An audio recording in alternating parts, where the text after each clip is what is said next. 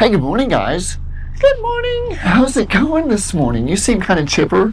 Well, we're pretty tired. What? You're tired again? We haven't had our coffee yet. We just had coffee. What are you talking about? Hey, tell everyone where we are today. We don't really know. How can you not know? There's a great big sign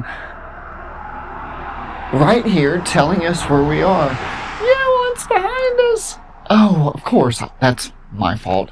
We are at Bryce Canyon National Park today. Bryce Canyon? I thought you said Vice Canyon. Vice Canyon? Well, yeah, it's kind of close to Las Vegas. No, that makes no sense. No, we're at Bryce Canyon National Park, and we're going to explore some of the scenes here today. Are you ready to go? Yay! Hey guys, so what do you think about Bryce Canyon so far? It's pretty absolutely amazing, isn't it? I don't know if I've ever seen a landscape like this before. I know I haven't. Alright, well, how far can you see? I can see for miles and miles and miles. Are you singing a Who song? Who? Well, we're in Bryce Canyon, so you would be singing a hoodoo song. That was a horrible pun. No worse than your puns. But look, how far can you see? Bryce Canyon is known for its stunning views and vistas. On a clear day from this point, you can see Navajo Mountain 80 miles away. Look, you can see it way in the distance. That's 80 miles. I know. It's kind of hard to believe that's 80 miles. And the San Francisco peaks are 150 miles south. Good air quality, one of the park's most precious resources, makes these views possible. It is also essential for visitors and employee health and the well-being of the natural environment. The park began monitoring air quality in 1985 and works to address air quality issues by working with scientists to plan and incorporate clean air practices. A nearby air quality webcam and monitoring station records and shares daily conditions, including visibility, ozone levels, air particles, and weather.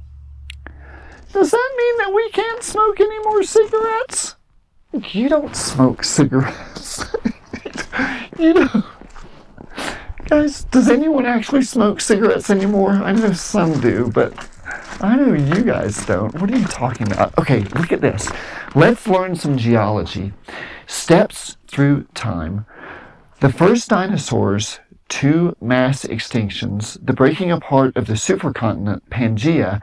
These are just a few of the stories contained in the more than 2 miles of rocks beneath your feet, and the view stretching over 100 miles south. Uplifted and exposed over the last 70 million years, the landscape between the Grand Canyon and Bryce Canyon is a unique geologic province known as the Grand Staircase. Named for its series of colorful cliffs, these exposed layers of sedimentary rock and their fossils preserve one of the most complete records of changing life and environment over the last 250 million years on Earth. So that's the fascinating thing about where we are. And geologists, especially those who study stratigraphy, say that again. Stratigraphy. I bet you can't say that 10 times fast. I bet you can't. Stratigraphy. You can't even say it once. All right, but listen. We understand that the layers of the Earth follow a principle known as the Principle of Superposition. Is that like Superman? No, it's not like Superman.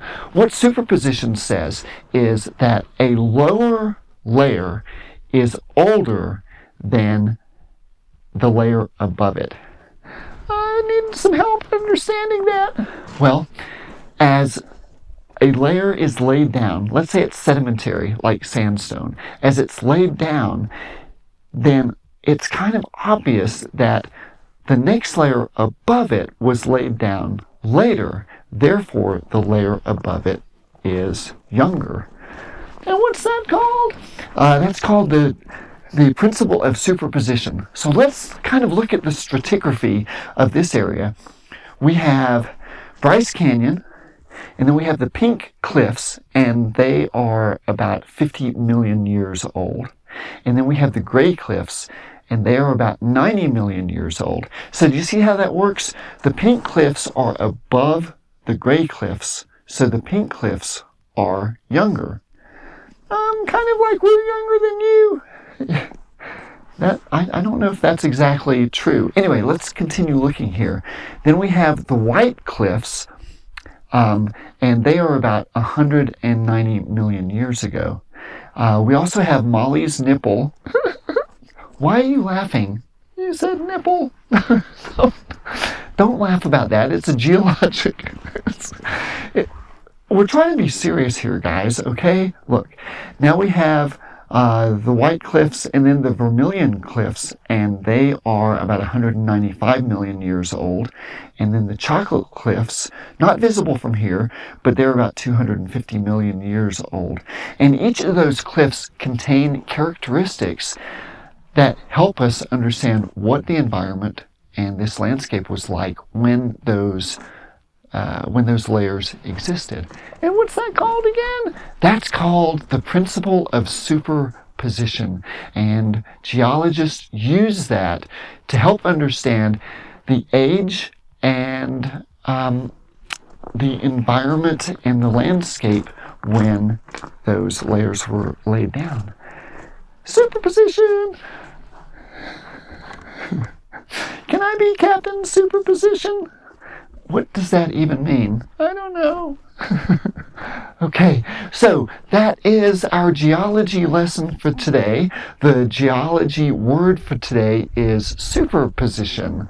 All right, tell everyone bye, and we hope that you enjoyed this little glimpse of Bryce Canyon and the pink cliffs and the white and gray and chocolate cliffs in the distance. Say goodbye, everyone. Goodbye, everyone.